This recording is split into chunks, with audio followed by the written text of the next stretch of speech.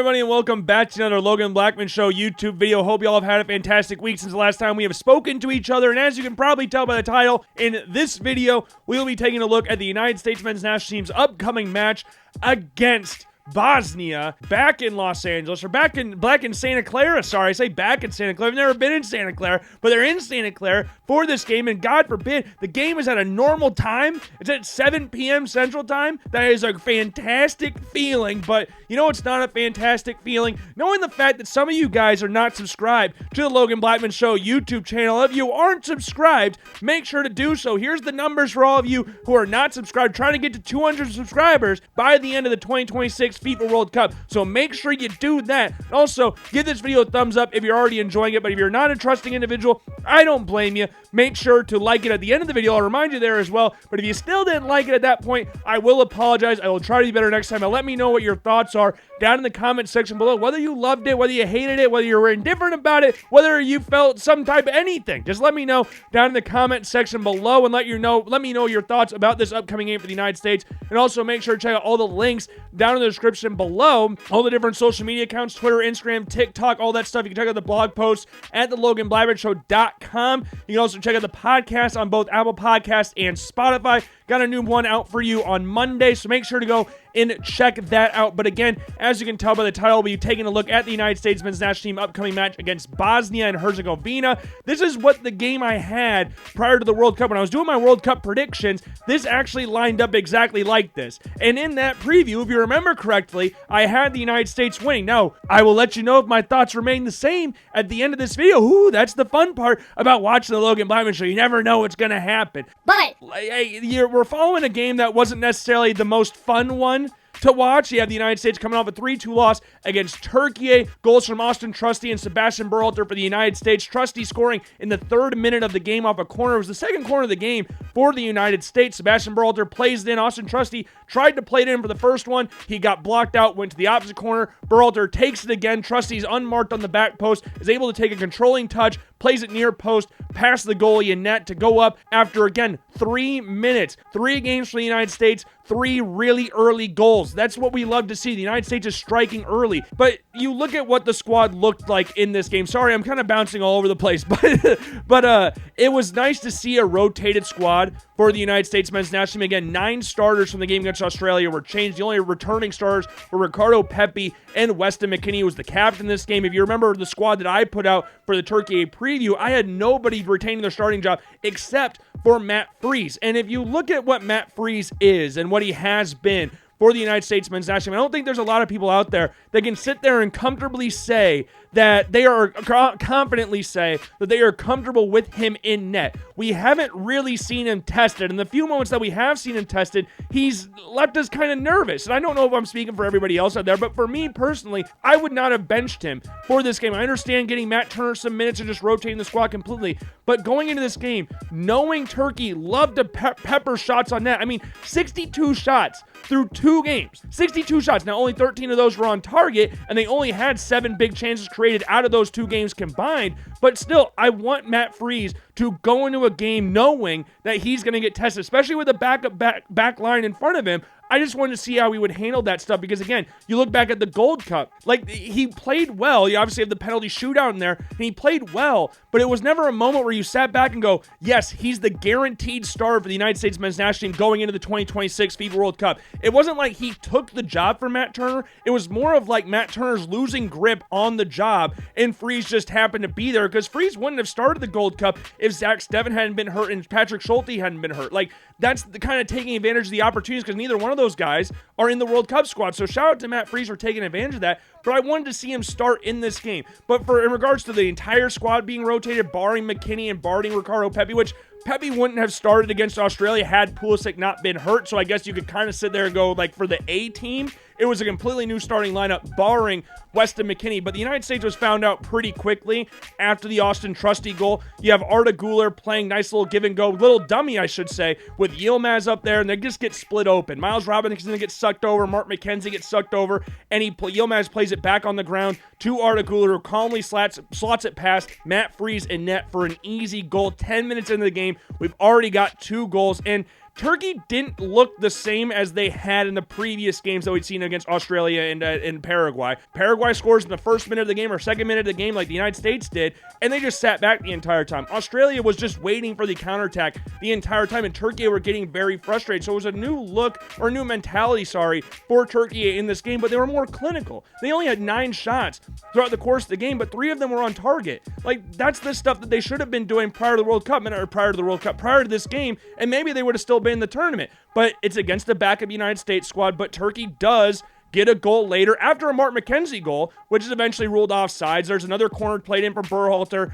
Ricardo Pepi plays it into the, or not, takes a shot on target, and then the follow-up happens, deflects off the goalkeeper. He's offsides again, but he plays the back of the net, and then 2 minutes later, in the 31st minute, they get the ball played over the top by Arda Güler to El Mali, and he plays it across the box. Koku's in the box, and he has an easy, just wide-open net in front of him, and he kind of makes a meal of it. I don't want to sit here and say like it was a bad effort, but, and he kind of mishits the ball, and it deflects off Yilmaz, who just happens to be standing there, deflects off his groin, and goes in the back of the net. It was originally ruled a goal for Koku, but then he gets credited with an assist. Yilmaz with the goal there, and Turkey goes into halftime up 2-1. But the United States comes out in the second half, and they strike early, 50th minute of the game. Or I should say 49th minute of the game, sorry, we're going to be technical here. But Mark McKenzie sends a long throw into the box, kind of like simulating what a corner would be like. It gets cleared out by Turkey, and it falls helplessly to the path of Sebastian Berhalter, who catches on the half volley and just pures it. I think it's the best way we could put it. Just absolutely pures it. Lasers it near post past the goalie.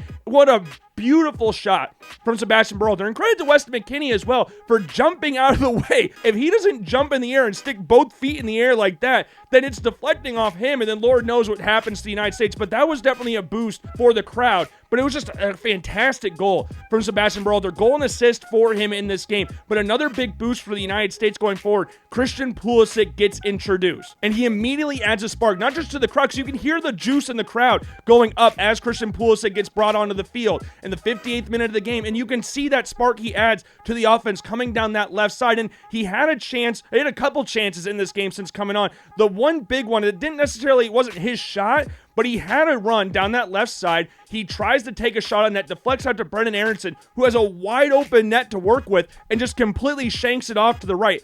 I don't know how, I know when it's sitting here, it's a lot easier said than done, but still, you have to do better than that. You're a Premier League player. You have to do better than that. And he just completely shanks it. Wide open net. No controlling touches. Tried to play it first time. I don't know if he got caught in 2 minds or something there, but just to play it out like that, it just wasn't what you wanted to see from the U.S. And then Christian Pulisic had another chance later in the game, I think around the 70-something minute in the game. He takes it from the right side, cuts it on his left, kind of slips, but takes a shot with his left foot. And I swear, when I was watching it, I thought it was going, and I jumped up off my couch, this couch actually, and jumped up off my couch because I thought it was a goal. And then you have to sit back down dejected because you realize the ball just went just wide of the net. But Pulisic coming on, then you hear the crowd pops for Alex Freeman coming on, Serginho Dest coming on to provide some sort of thing happening down that right-hand side of the field, and Alejandro Zendejas comes on, and maybe 10 minutes after he comes on, he gets drilled in the balls. That's the only thing that he provided throughout the course of this game, is getting absolutely rocketed in the balls. But later in the game, time goes on. It looks like the United States is building something. And then the 98th minute, Christian Pulisic and Arda Güler, the 2 best players in the field,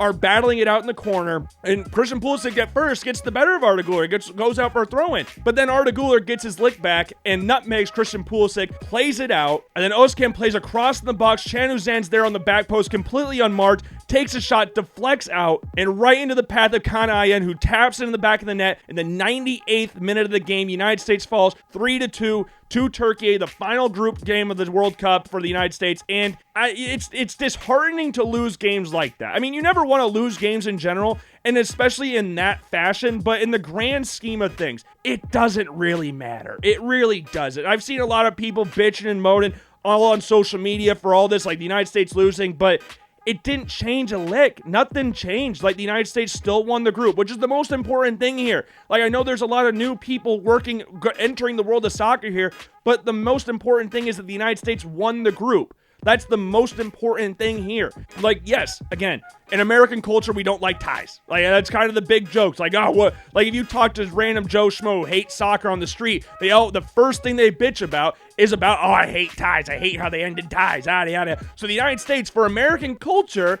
they did it. They lost the game. They didn't tie. So there's for you guys out there. The United States, at least, they didn't tie the game. But it is a disheartening feeling. But if you look at the United States, and Mauricio Pochettino summed it up after the game, like, I'm confused by some of these questions because we won the group. We were already won. We rotated the squad completely. There were 9 new starters from the game against Australia, including our goalkeeper. We played a completely different system. Like, if you look at some of the players in this game, they're not going to play a lick the rest of the tournament. Like, maybe we see Joe Scally and Austin Trusty come on the field, and maybe we see a Giovanni Reina on there, but that's about it. From the side, and Berhalter, obviously, but the rest of the guys you're probably not going to see very much of. Brendan Aronson did not cover himself in glory. He was bad. Timothy Weah was brutal in this cameo. Miles Robinson, Mark McKenzie were not good either. And I know Miles Robinson gets a lot of hate on social media because he's not very good, but I don't think Mark McKenzie's that great either. I think he kind of skates by because he plays for Toulouse over in France. But you look at, like, Reina was not very good in this game. Reina looked lost most of the time. Aronson was wasteful. Timothy Weah, I don't know what he was doing the entire time. I kind of forgot Ricardo Pepi was there 90% of the time. Matt Turner, not a lot he can do with those 3 goals. Like, they were all tap-ins. So it's kind of hard to sit back and go like, oh, Matt Turner sucked ass in this game. Now, again, would I have liked to see Matt Freese in this game?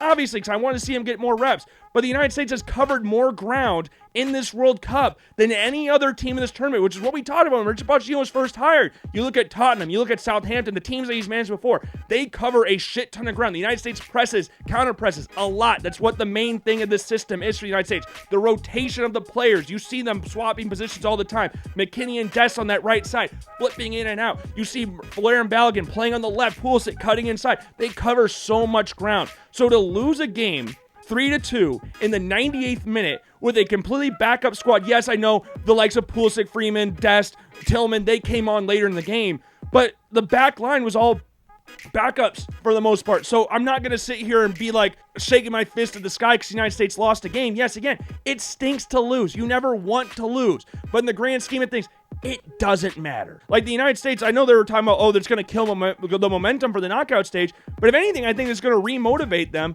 to know, hey, we're not perfect. And if you look at the past however many World Cups, since 2002, the winner of the World Cup has gone through clean one time, and that was in 2002 with Brazil. That's the only time a team has gone through with the group stage with 9 points that's ended up winning the World Cup. You look at Argentina in 2022, lost to Saudi Arabia. You look at France in 2018, they didn't go through unscathed. They drew a game, but they didn't go through unscathed. Germany in 2014, they drew with Ghana. You look at 2010 with Spain, they lost to Switzerland in the very first game of the tournament. Italy, same thing, they drew with the United States in 2006. So there's not like a big precedent of winners, and I'm not sitting here going like the United States is going to go on to win the World Cup. But I'm not saying they're not either. So there's that's the thing you got to keep in mind here. It's not going to be perfect. But the fact of the matter is, they're through. They won the group, which is all awesome. And they go into this game against Bosnia, who came to the World Cup off the back of beating Italy in penalties. Like, they were not expected to go through. I know the game was in Bosnia, but when you see a game between Bosnia and Italy, I mean, 4-time world champions Italy versus Bosnia, who have been to, I think, one World Cup before, and that was in 2014, your mind instantly goes, oh yeah, Italy are going to handle this game. They have the better players. And then they're down to 10 early in the game. They get down to 10 men. Bosnia take advantage of that and then ultimately win on penalties. Bosnia have some very talented players in and around the squad, and a big squad as well. Like Kerem Alibegovic, 14 goals, 3 assists for Red Bull Salzburg in the Austrian Bundesliga. He was the Austrian Bundesliga Young Player of the Season. He scored an absolute screamer in their final game of the group stage against Qatar. He's only 18 years old, but he's so talented on that left flank with Baraktarevic on that right-hand side. And if you look at Baraktarevic for that one game he played against the United States, it was a 1-0 loss against Slovenia, but he only came on as a 61st minute sub, but he was honestly one of the best players for the United States in that game. I think he had the most dribbles completed. I think he had the most big chances created as well in that game, despite only playing the last bit of the game. He's a very talented player. Though he hasn't necessarily shown it in this World Cup, I think him and Alek Begovic are two players you definitely need to look at down those flanks for Bosnia. As well as Ermin Memic, who's only come on as a sub. He's only played 27 minutes in this World Cup for Bosnia, but ironically, he's their leading scorer. So do you see him coming off as one of the wingers? I see Barat Karavic being the one that he would replace in the starting lineup, but you see the absolute screamer he scored against Switzerland. Obviously got a goal in the game against Qatar as well. He's a guy that you could look at and go, do we insert him into the starting lineup as one of those wingers? Because the central midfield spots, they're pretty set at those positions. Just a matter of which duo they wind up going with, because they've rotated the duo each game so far this tournament. Like Sunic, Basic, Tjernovic, like these guys have all rotated. Each one have started 2 games in this World Cup. Basic was the player of the game, arguably, in that game against Qatar. He got an assist in that game. So it's just a matter of which direction you want to go. In Bosnia, as I talked about before, they have a lot of size on their side. There's only 4 players, I think 4 or 5 players in this team are under 6 foot tall. 9 players on their squad are 6'3" and above, and 6 of them are above 6'4". So they have a lot of size on their side. Their center back pairing is going to be tough on set pieces. Then Nikola Kadic, he was the man of the match against Canada in their opening game. And Murat Removic, though he missed the game against Qatar due to a red card that he got against Switzerland, which at that point in time in the game, like, he's trying to save a goal. So it was kind of like a necessary evil, I guess you want to say, because it was a clear path foul. He got an instant red card, but he didn't play in this game. But these are 2 very talented center backs for Schalke and Sassuolo. Like, this team, it might not be like the highest ranked team in the world, but they got a lot of dangerous players. Dedic at right back, I did see there's some question marks regarding his health for this game against the United States, but he's definitely a dangerous assister on that right side. Say Kolasinac, same thing on that left-hand side for Bosnia. And then you've obviously got Edin Dzeko, the 40-year-old dude, Bosnia's greatest ever player of all time, and then Demirovic, who doesn't necessarily have the greatest goal-scoring record for Bosnia. I think he has like 43 or 45 caps, only 4 goals to his name. He's scored more than 15 goals in each of the last 3 seasons at club level. He's the most valuable player in the Bosnian squad, but you haven't really seen him provide a lot. He's only had 2 shots in this entire tournament. He's played the full 90 minutes in every single game, barring the game against Switzerland. But I do think that size could cause a lot of problems for the United States, and I think those technical players that they have on the wing could cause some problems as well. So this is a game that the United States, yes, they're going to be heavy favorites going this game, but it's not something that they can just completely skip by and go like, oh yes, we're playing Bosnia. They're the 60-something ranked team in the world. They got beat 4-1 by Switzerland, but this is a dangerous team. Again, they don't have the biggest names in the world, barring Edin Dzeko, because I'm pretty sure everybody knows Edin Dzeko, and he's played 64 minutes exactly in each of the last 2 games. He didn't play in the game against Canada, but this team can hurt you, and they're not going to sit back the entire time. They're not afraid to hit you on the breaks either. They're not afraid to take shots from outside the box. You get Alice Begovic, that goal again that I talked about against Qatar, just dribbling through the defense, takes a shot near post. The goalie had no idea he was taking the shot from there. He's falling back, takes a shot near post, fires it in. In that game against Qatar, Edin Dzeko had a chance in that game, goes off the post. Like, he had a beautiful ball in. I can't remember who played it in, but beautiful run in there by Dzeko. Takes it with his left, deflects off the post, and goes out of the area. But they're a dangerous team. Again, from set piece is going to be a big thing. 4-4-2 formation that they run there. They're going to be dangerous. I know, again, that game against Switzerland is going to be the one that everybody points to because it ended with 4-1, but there wasn't a lot that went on in that game until later for Switzerland. Yes, Ndoye had a bicycle kick attempt that got easily saved, got parried over the bar, but they didn't really get going until the 74th, 78th minute in the game. Manzambi, he scores a goal in there, and then then the red card happens, and then everything kind of just followed after that. And you got the Memic goal in there, which is an absolute laser beam in there as well. Granit Xhaka had a penalty. Ruben Vargas, like they had some easy chances in that game because they were carved open because they had a defender out with the red card. So you look back at that game, but you look at the game against Canada, they were up early in that game. Like Lukic in the 21st minute of the game, corner from Kolasinac, headed on. Maxime Crepeau instantly bombs towards the near post, headed on, and then he's just there to head it back in. And again, I don't want to sit back and go like, oh yes, the United States, the big bag United States has been playing this awesome tournament so far. Like you look against Australia, you look at the game against Paraguay. Yes, they've had some good moments in this tournament, but this is not a game again where you can absolutely sit by and just let Bosnia do whatever they want. They have a 6'7" dude at center back that they can bring on as well for set pieces. So the United States has got to be ready for the physicality. They got to be ready for set pieces, which is an area of the United States is usually the better on when it comes to attacking set pieces. Defending set pieces, that's been a problem area for them. So I'm intrigued to see how they go about that again with the technical players they have on the outside as well. But for the United States going into this game, I think we go back to the starting lineup that got to this point. With everybody healthy, you go back to the 3-4-2-1 formation. Matt Freese goes back in net. Right center back, you got Alex Freeman, Chris Rich at center back,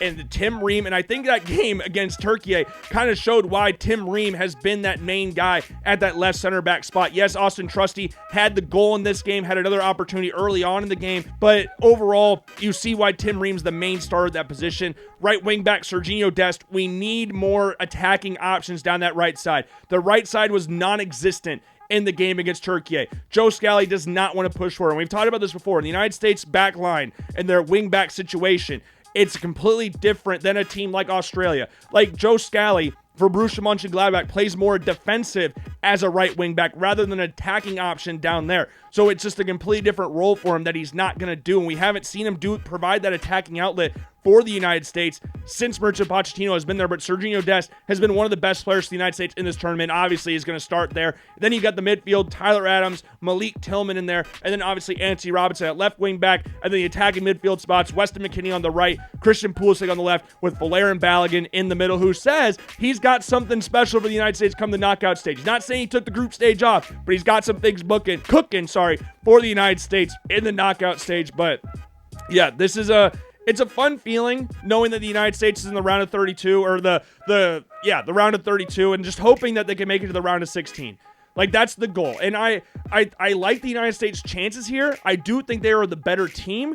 But again, I'll just keep reiterating, I don't want them to just sleepwalk past Bosnia and think that this game is sweet because they're playing Bosnia. And they are a lot more dangerous than what their FIFA ranking would suggest that they are. And that game against Qatar, I know Qatar's not a great team, but that was a win-or-go-home situation for both teams, and Bosnia came out 3-1 victors. So don't sleepwalk in this game. And I've seen a lot of things recently about the United States Soccer Federation wants to extend Mauricio Pochettino for another World Cup cycle. And what I have to say to that is let's hold on and see how far the United States winds up going. Because the United States, if they lose to Bosnia, then no, you can't extend Mauricio Pochettino, because that's the bare minimum for the United States, is to make it right here. This was the bare minimum going to the tournament. To make it to the round of 16, that's where we need to see the United States at. So get past Bosnia. I do think the United States can win. I'm gonna go.